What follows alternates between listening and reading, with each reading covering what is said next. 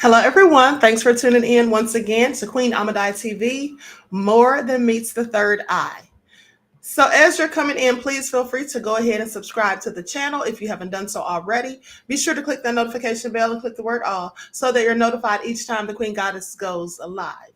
Okay, if you're a member of the channel and I do not have your email, then please send it to me so that I can send you notifications when I get ready to go live. All right.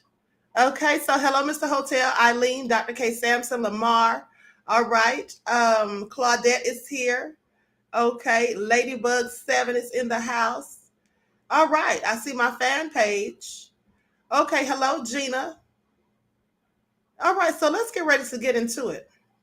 Nessa G is here. I see you, Claudette. Okay, so with that all being said, shout out to everyone in the chat and everyone tuned into the Queen.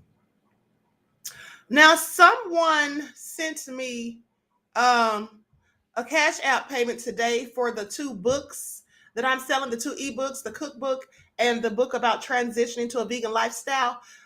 Please do send me your email so that I can send you the links to the ebooks because you didn't include your email in the Cash App. So please send that if you're watching. Okay, so now, and also for the rest of you, if you do send me a donation or send me a payment for any of the ebooks, make sure that you put in the description or you put on the payment that it is for the ebooks. Okay, so I won't think it's just a donation. All right, and then keep your coins and don't send you anything. Okay. So with that all being said, before I get started, we're going to be talking about the spirit of discernment and discerning of spirits. Okay, but before I do, I just want to bring up something. So a few months ago, I was exposing someone who was using the things that I discuss on this channel and using them in webinars and then mixing some of the spirituality with witchcraft, black magic, whatever you want to call it, and just leading religious people down a dark path. Now, this person continues to do everything that I do. I guess they watch every video that I put up on all of my channels. But so yesterday, as you recall, I talked to you all about the Ankh and the cross. And I told you how, the Ankh is a representation of life. And it also represents our reproductive organs. And I talked about how the cross is a representation of death. Well, this person, coincidentally, no, it wasn't coincidentally, they talked about the same thing when they were interviewed on someone's channel last night. Now, someone sent me this, and I find it also interesting. Now, I'm not going to show the clip because I don't want any copyright issues, but what I will do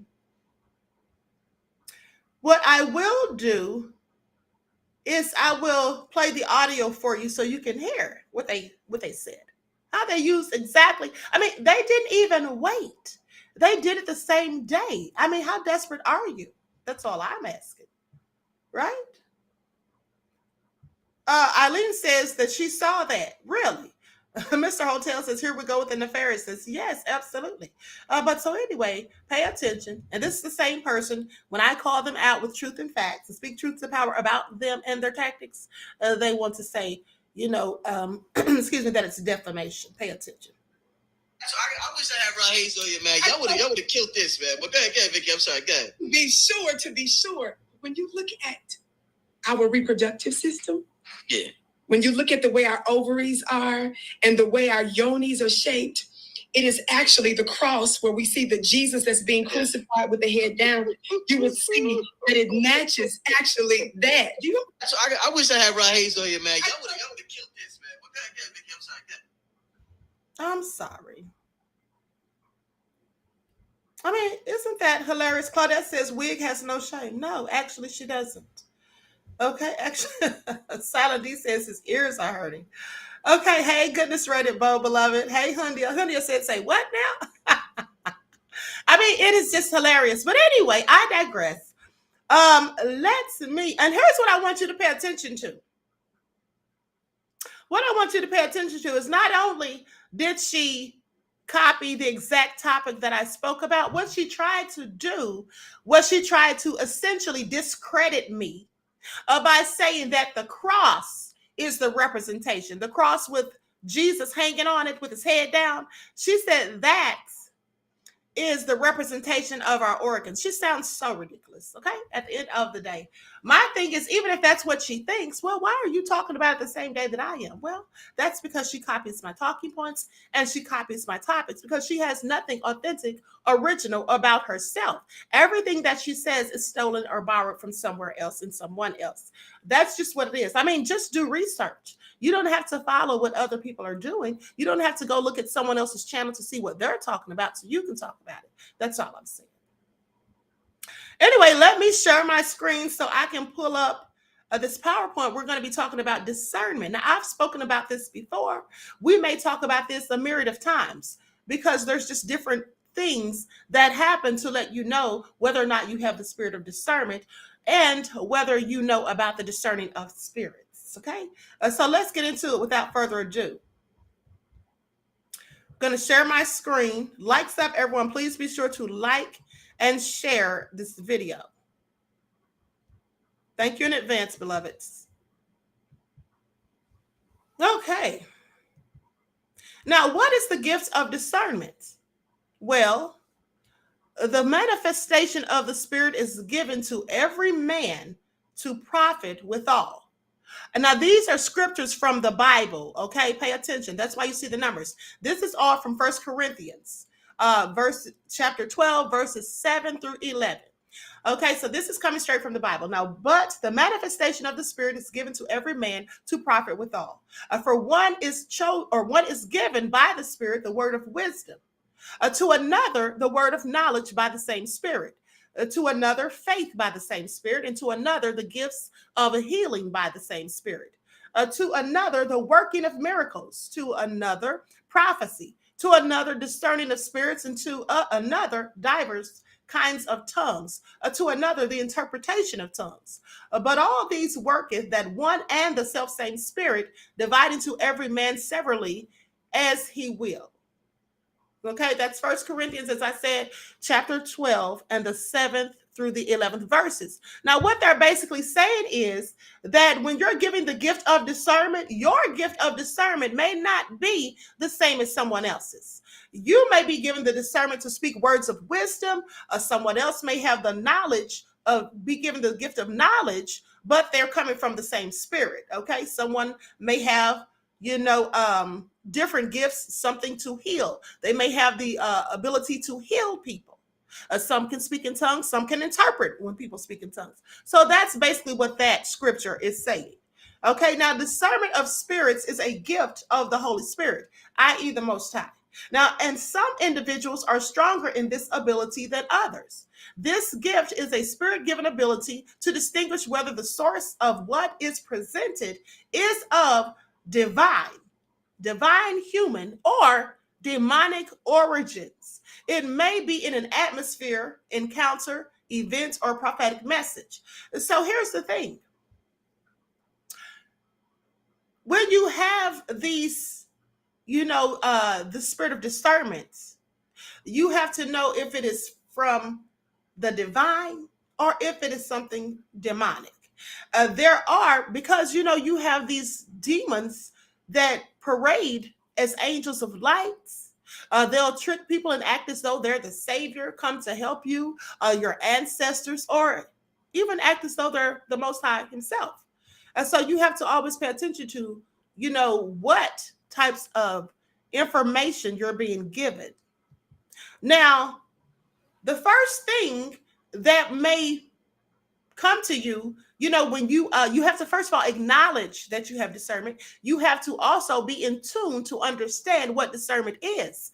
And one of the ways that you may figure this out is that you'll have a yearning for it. You'll want to know. You'll have a desire to understand and to have more knowledge and to raise your levels of consciousness and to be in tune with the Most High. You see, as with other spiritual gifts, desire is often the first sign of a gift of discernment of spirits. 1 Corinthians chapter 14, verse 1, it says, "Follow after charity and desire spiritual gifts, but rather that ye may prophesy." Okay, so you have to want to have the spiritual gifts. Otherwise, if you have these gifts, they'll just lie dormant and they'll do you nor anyone else any good, because if you're not using them, well, then they'll just weaken. Now, the second thing is the love for God's presence. One of the benefits and signs of having a gift of discernment of spirits is a heightened awareness of God's presence and anointing. A true discerner will have a desire to stay connected to the Most High. They will have conversations with the divine source. The highest use of the gift of discernment is not only to pay attention to what the enemy is doing, but to likewise pay attention to what the Most High is doing. So that you understand your assignment in this realm. See, we don't just have to watch the devils and demons to see what they're up to. We need to be paying attention and listening to the Most High and watching out for signs that the Most High is sending and giving us. Now, sometimes these messages and signs will come directly from the divine source, i.e., the Most High. Sometimes they may come from ancestors, from your spiritual guide, or just from someone that you run into. Could be a loved one, a family member, or just someone that you happen to meet. The third thing is sensitivity to the spiritual atmosphere. You may be more sensitive to spiritual atmospheres than most other people. I know that I am. I can tell toxic, demonic energy and in environments, when I'm in that environment among people who are nefarious, people who are engaging in low vibrational activity and ways of thinking that are not conducive to what I'm trying to do. I can tell. I start to feel sick in my stomach, in the pit of my stomach. That's called a gut instinct. Okay. And remember, there's also a brain in your stomach. I mean, like not literally a brain like the one in your head, but your stomach is able to think as well. Okay. That's actually why they say gut instinct. Your stomach literally can think. Okay, now in the early stages of developing the gift, you may be affected adversely by the presence of any demonic activity, especially when it is in the environment around you. Well, that's absolutely happened to me. I can be around someone who has this demonic energy, and I can either see their demons with my eyes, okay, with my third eye more specifically, but sometimes I can smell it even when I don't see it. And it smells like sulfur, rotten eggs, just all things that are that smell foul. Okay, usually a sulfuric smell more so, but you can either smell it or you can feel it, like a heaviness in the air, like a dark cloud lingering over you. Or, as I said, you may actually see it with your own eyes, which I also have. The reality is that we live in a natural world and a spiritual world concurrently. In the Bible, when Jacob came across a group of angels, he named that place Manhanaim, meaning double camp. And that's in the book of Genesis, the 32nd chapter, the verses 1 through 2. Now, as Jacob realized, we also live in a double camp where there's consistent spiritual activity. Those with a gift of discernment have spiritual senses that are attuned to this. Yes, I experience spiritual activity all the time. I see angel numbers, specifically ones. Okay, I saw 1111 yesterday. I saw 111 yesterday. I often see 333. These are spiritual numbers, or these are angel numbers, right? And I see these often. I also experience synchronicity a lot.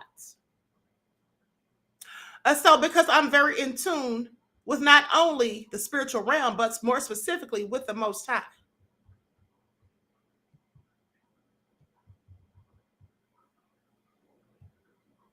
Now, feeling different from other people, that's another way you can tell. Most people experience life through their natural senses. However, someone with a gift of discernment of spirits can see and sense things that others do not see. This ability can result in us feeling different, lonely, or misunderstood at times, especially when starting out. So it is vital that someone with a developing gift of discernment finds a safe place to journey with others who are similarly gifted and accountable in the life. You see, here's the thing. That's why you have to be around like-minded people. People who are not spiritual, who are not on a spiritual path like yourselves, people who are not trying to raise their levels of consciousness, well, they may not understand what you're talking about. And they may think you, in fact, sound crazy when you come to them and say that you have seen spirits, whether they're benevolent or malevolent. When you come telling some people these things, they think you sound crazy, even though these same things are spoken about in the Bible. And that's why I included scripture just to verify that. But some people think that sounds crazy, and they won't understand or comprehend what you're talking about. So you have to be around people who are experiencing the same things as you so that you can share your thoughts and they can share their thoughts. And then you will understand better, what your assignment is and why these things are occurring. Be sure to get the likes up, beloveds.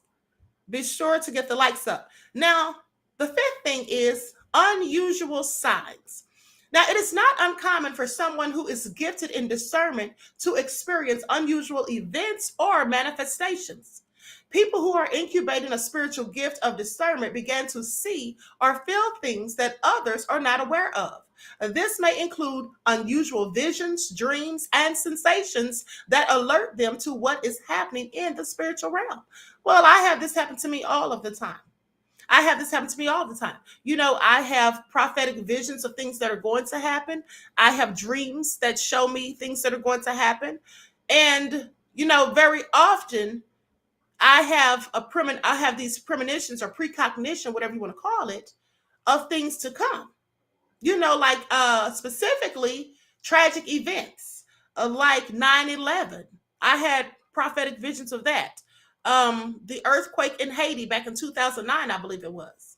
Okay. Even back as far as when they had the Olympic bombing. Okay. I was just in my youth at that time, but I even had a prophetic vision about that. And in fact, I actually called and reported that. Okay. But let me continue. The sixth thing is childhood signs. Now, it is not uncommon to experience things relating to your gift even before adulthood. The Most High prepares us for our calling and gifts from conception. Even when a talent or gift is misused, God can redeem it. He can anoint that ability for his use so that you can serve him and inspire others. So even if you have spiritual gifts and you're using them for the wrong thing, clearly not what the Most High gave them to you for, well, the Most High can turn all of that around to make sure that you're using it for the right purpose. That's if the heart and spirit is willing. Because remember, we have free will. You can take those gifts and use it for good or bad. Now, if you use it for bad, maybe the Most High will take it from you. As a child, I myself saw spirits at night, and as a teenager, I was connected to the spiritual realm. I have battled demonic spirits in the physical and in my dreams also. I absolutely have. And I do believe I've told you all about some of these stories at one point or another. As I got older, I realized that these entities are attracted to those with significant spiritual gifts. And by significant, I mean those who actually know and understand that they have these gifts and those who use them. Now, when you're a child, you may not understand what the gifts are for. You may not even understand that it's a gift. Maybe you think everyone can do what you're doing. But as you get older, and you understand, you start to understand that this isn't something that everyone seems to be doing. The things that I know before they occur, well, everyone doesn't have that ability. And so once you start to realize that, you understand, that these are something given to you. And the more you understand that it's a gift, the more you start to use it. So the more you start to use it, the more significant it becomes, because then you can use it to help others, not just yourself.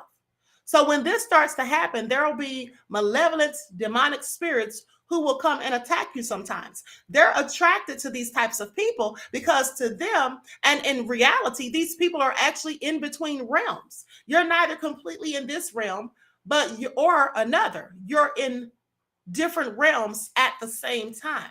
You actually are tapping into the spiritual realm physically and spiritually while you're in this realm that we're all dwelling in.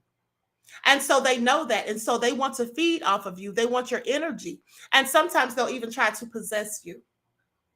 Now, I know people who think that, I know some people who think that they have a gift of discernment who were drawn to fakes and frauds. This is the opposite of discernment. You see, anyone can fool us some of the time. People can fool us because people are crafty. And sometimes, though we have discernment, we may not always be tapping into it and using it at that moment. So people can get over on us. The way that you know that you have discernment is that someday, in some way, you eventually wake up from the fraud. And you start thinking about it and you say, wait a minute, this person, what they're doing doesn't look right. Or what they said doesn't sound right.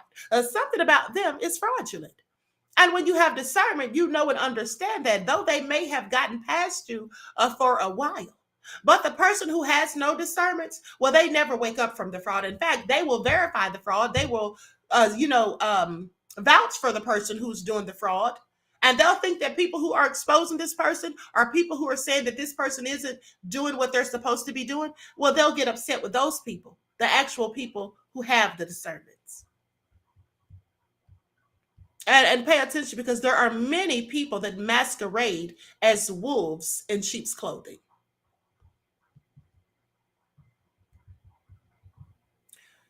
Now, the seventh thing is ability to know what lies behind a person's words or actions.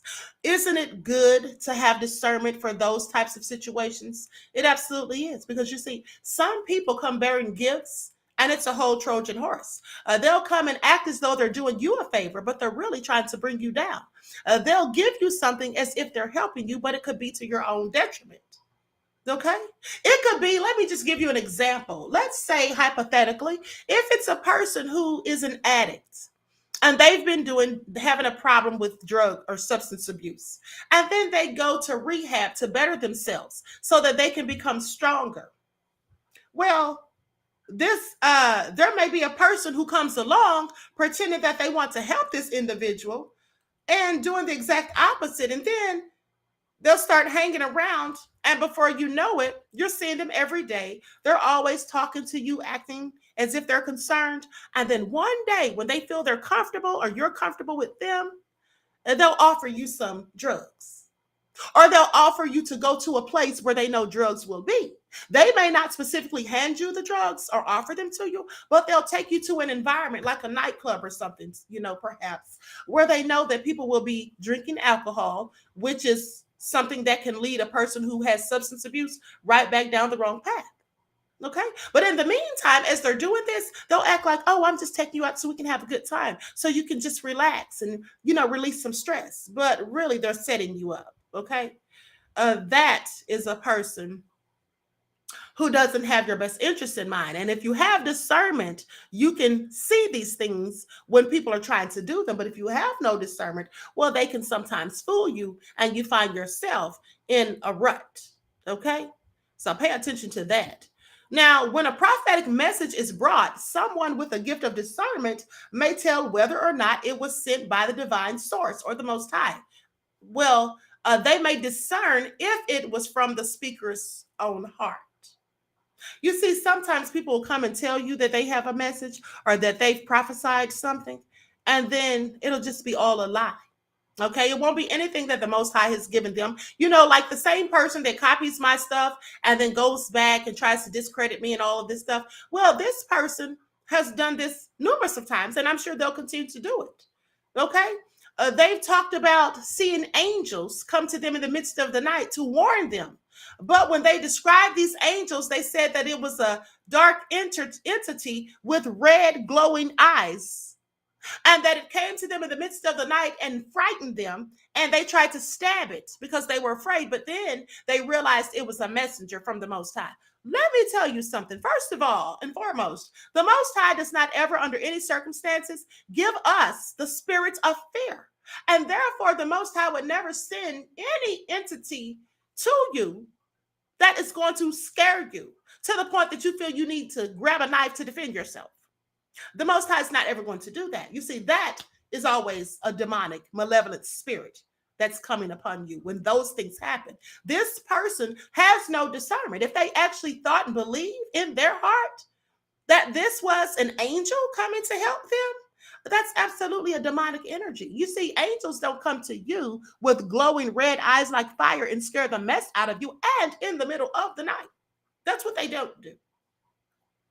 So you have to be very careful when certain things are happening and you're seeing certain visions and certain spirits. You have to be able to discern whether or not they're malevolent or benevolent. Okay. Otherwise, you can just go down the wrong path and take yourself right down the road to destruction at a steady pace or at a fast pace, shall I say. Now, this is not always the case. And as with other revelatory gifts, such as prophecy, you will sometimes be mistaken, or you may have incomplete discernment. And that's in 1 Thessalonians chapter 5, 19 through 21st verses, as well as 1 Corinthians chapter 13, verses 9 through 10. You see, sometimes we make mistakes, and that's what I was just talking about previously when I said sometimes you do have discernment, but someone can get past you for a bit. And, usually when this happens, it's simply because you're not really paying attention. You're not focusing a lot of energy on the person. You're just listening to some of the things that they say. You're not all really, really engulfed in everything about them. So you're not noticing these things. But the minute you sit down and start to focus energy on them and start to really listen and pay attention, that's when you say, wait a minute, this doesn't even sound right. That's your discernment kicking in. Sometimes we make mistakes, but at the end of the day, your discernment will bring you back to the truth. Pay attention. Now, the eighth thing is confirmation of the discernment gift by others with discernment. If you want to know if you have the gift of discernment, well, someone else can confirm that to you. And you won't have to ask them for it. Oh, no. They will just come up to you and they'll let you know that they know because they have the discernment. And they've obviously had it for a while. This will be someone who's a leader among others and someone who has been using their spiritual gifts for quite some time, and they're really tuned in with the divine source. You may have the gifts confirmed through a prophecy given to you. For example, the woman who asked me if I had prophetic dreams or saw visions. You all remember that story? This is confirmation, right? So I told you all the story how I went into this store called Synchronicity years ago.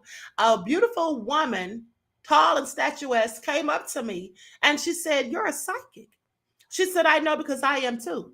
I don't really like to say psychic. I prefer to say prophetic or prophetess or whatever, because psychics, when people think of that, some people tend to think of somebody sitting there with a crystal ball asking you for money and just running a whole con game. That's the sad case, because some people, as I said, use their spiritual gifts for nefariousness. And then some people don't even have spiritual gifts, but they just pretend they do. But so anyway, this woman came up to me, told me that she knew I was a psychic and that she was one also. So you see, she really had the gift of discernment, because how did she know that I had the gift of discernment when she didn't even know me? I just walked in. And then we started talking, and I explained to her that I had seen both good and bad spirits before, and that the bad spirits that I had seen had actually attacked me. And so she gave me a book called The Psychic Book of Self-Defense by a psychic by the name of Dion Fortune from back in the day, who wrote this book to help people like me and people like some of you who have the gift of discernment to protect yourself from spiritual attacks. Because we are often engaging in spiritual warfare. These things can come to you and attack you in your dreams as you sleep at night. They can actually make their presence known in your physical environments while you're asleep at night, while you're awake, or just whenever. But you have to know how to counter them. You have to know how to defend and protect yourself against them. And so the Most High usually sends someone in your pathway to teach you, to give you or advise you on how to protect yourself. And that's what the Most High did in this case. And also, like the person that I was speaking about earlier, Vicky Dillard, whom I call Wig, affectionately, of course. When I was in the process of exposing her, I had dreams of her demonic energy. I could literally see it. And I woke up in the middle of the night It was very lucid, the dream was. But also, the Most High sent the right people at the right time to give me information about this person and to bring it to my spirit what this person was doing. At one point, I realized I was asking myself, what is this woman doing to get all of these people to follow her? And she's teaching them black magic under the guise of spirituality. What is she doing? How are these people so dead bent, so hell bent on following her? And even when people try to tell them that it's the wrong path they're going down, they don't want to listen. And they want to verbally attack you. What is she doing? I asked myself that, but I also asked the Most High that. And the Most High said to me in my spirit that the book that's right in front of you has the answer you seek. And so I said, wait a minute. So I looked over at my bookshelf and there's numerous books there, but I went to the book called The 48 Laws of Power. And when I opened the book, it was right on the page of what she was doing. She was using the 27th law of power. 27th law of power. And that is the law where you get people who have such a desire to believe in something. And then you can just tell them what they want to hear. And that way you create a cult-like following. And we all should know that a cult-like following, there's nothing that anyone can say about you to those cult-like followers to dissuade them from following you and being fooled. Likes up, everyone. Please be sure to like and share. Thank you in advance. Spiritual gifts must be identified and acknowledged by the receiver, and they must be used for the Most High's intended purpose. If you don't know what that purpose is, the Most High will guide you on your spiritual journey. Your ancestors may visit you in your dreams to advise and assist you. Well, my ancestors have visited me in my dreams numerous of times. They've come to me and told me what I was supposed to do. They've told me how I was supposed to do it. They've come to me and conducted smudging rituals to protect me and told me not to stray from the path and to keep pressing forward. Don't be discouraged by people who are naysayers. The ancestors will come to you. And also, not only the ancestors, as I said, sometimes it'll be someone you just happen to meet along the way on your spiritual journey. Sometimes it'll be someone who's been there all along, right by your side, that you never even knew that they had the gift of discernment. Now, these kinds of I'm sorry, I skipped one. Now, the more you use your gifts, the stronger they become. You see, the gift of discernment spiritually, well, that's just like you go to the gym and you work out to strengthen your muscles. And the more you work out and tear down the fibers of the muscles, and then they have to rebuild themselves, the stronger the muscles get, right? That's the same thing with your spiritual strength.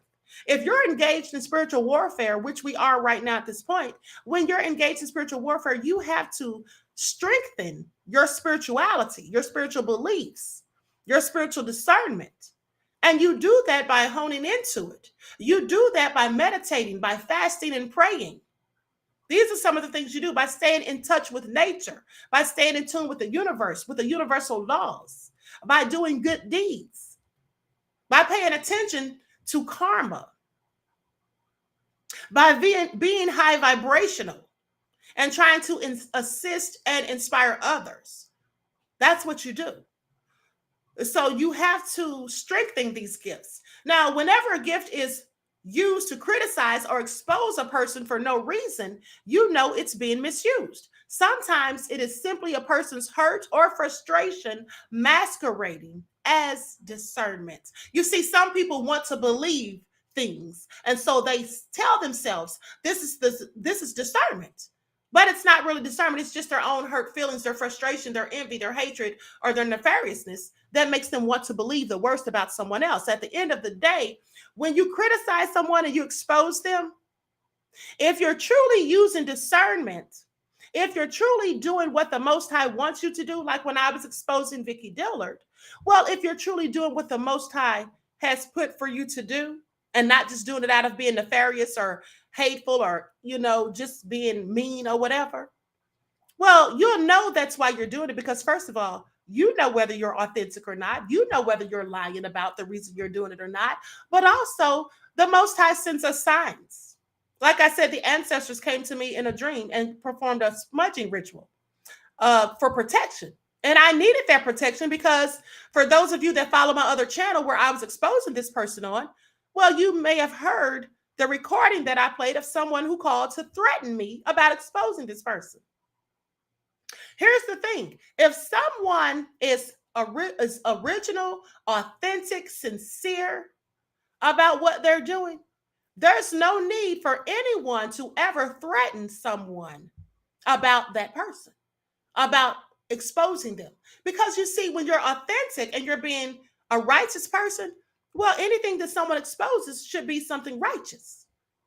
And anything that is not righteous, that is something nefarious, well, if you're not doing what they say, you can always expose them with your own receipts. And so there's never a need for anyone to threaten someone. But when you have to say you're going to, pull out these, you're going to file defamation lawsuits. And when you say you have to send the person, a cease and desist. But mind you, you're not doing anything. You're supposedly not being fraudulent. And so why do you need to send paperwork to try to get someone to stop talking about what you're doing? And if the person is in fact defaming or slandering you, then you should absolutely file charges or file a civil suit against them. But if you don't file a civil suit against them, was the person really defaming you? And if they were really defaming you and you didn't file a suit, well, why not? Why did you even mention it? You see, you have to pay attention because there are lots of wolves in sheep's clothing. That's all I'm saying. And some people will masquerade as people who are bringing lights when they are really shrouded in darkness themselves. Now, these kinds of abuses are common and have brought disrepute to the gift of discernment. See, in other words, they make people like me look bad. When they're sitting up here saying that they have discernment and they have spiritual gifts and the Most High sends angels to them, but they describe these angels and they clearly sound like demons. And then you see them doing the work that the Most High absolutely speaks against. The Most High speaks against doing black magic and all of those things. And they're trying to put it in your mind that this is what you absolutely should be doing. Well, they make people who are really doing the work and who are really using the gift of discernment for what the Most High has given it to them for. They make those people look bad. And then they cause other people who really need help from people with discernment, cause them to be skeptical and maybe not believe because they have fooled these people. Discernment of spirits is the interpretation of what St. Ignatius Loyola said are called the motions of the soul. You see, these interior movements consist of thoughts, imagings, emotions, inclinations, desires, feelings, repulsions, and attractions. Spiritual discernment of spirits involves becoming sensitive to these movements, reflecting on them, and understanding where they come from and where they lead us. Well, I'm going to tell you where they lead me. They lead me to do the work that I'm doing right now, which is to share my gifts, my spiritual gifts with you, and to help you, those of you who have spiritual gifts, to help you on your spiritual journey, and so that you can fine tune your spiritual gifts and be more beneficial not only to yourself and in your own life, but to those that you care about and to other people who may come along your path as well while you're on your spiritual journey. You see, that's why I have this channel. But people who are false prophets and prophetesses are people who pretend that they're getting downloads from the Most High, but yet they have to copy other people's work. They have to, try to take the credit or try to discredit people who are actually doing the right thing with their gifts. Well, you have to watch out for those people because those people aren't receiving any downloads from the Most High. They may be receiving some uploads from Satan. That's what they may be doing. I just want you all to pay attention. So with that all being said, I'm going to conclude this broadcast. I want to thank you all for tuning in. Please be sure to like and share this video. You know that ScrewTube has all of my channels shadow bans, okay? Because that main channel, they don't like the topics that I discuss on there. But so please, please, please make sure. Mr. Hotel said the nerve to copy the work the same day. Phew. Yeah, absolutely. This is what People do. This is what some people do. You see, when you're a person who is authentic, you don't have to ever copy someone else's topics, talking points, or whatever. You just don't have to do that. Now, there are some trending topics that many people will talk about at the same time. But when I specifically choose a topic of spirituality to discuss, well, it's never a coincidence as far as I'm concerned. I don't even believe in coincidences. Things are done by design. But it's never a coincidence when someone does the exact same thing, speaks on the same subject on the same day. Okay? But hey, that's how you know they're watching. You see, the haters, your haters, and I just want you all to remember this through life. Your haters, Brand Slayer TV said, always great commentary, Queen. Thank you, beloved. Thank you. You see, your haters are always watching you. Your haters are always watching you. For one, they're trying to copy what you're doing and trying to get where you are. And they clearly usually want to beat you. But also, they're watching you because they're trying to figure out what it is about you that others so admire. Okay? And remember, some people don't hate on you for the money you have, the car you drive, the home you live in.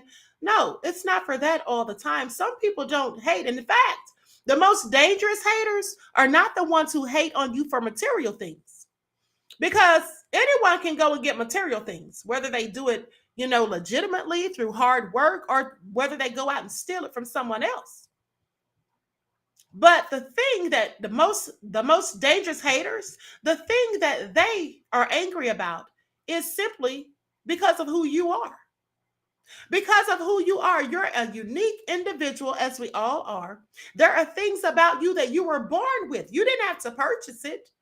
And they weren't born with it. And so they're upset about that. You see, those people are very dangerous. Let's not forget that the first crime committed in the Bible, not the first sin, don't be confused. The first sin was Eve listening to the snake. But the first crime committed was Cain. Okay? When Cain took out Abel, his own brother. And why did he do that? Well, because he was jealous. Cain was a hater. And he didn't hate his brother for what he had. He hated his brother for who he was. So I just want y'all to pay attention, okay? Those are the most dangerous haters of all because they can never have what you have because they can never be you. And the Most High gives us all our own individual spiritual gifts for our own purposes and for our own assignments here in this realm. With that all being said, I wish you all love, peace, and prosperity. Each one teach one. That's how we grow and thrive. Do something productive, constructive, but never destructive. And always remember, beloveds, to keep the Most High first in your lives. Peace.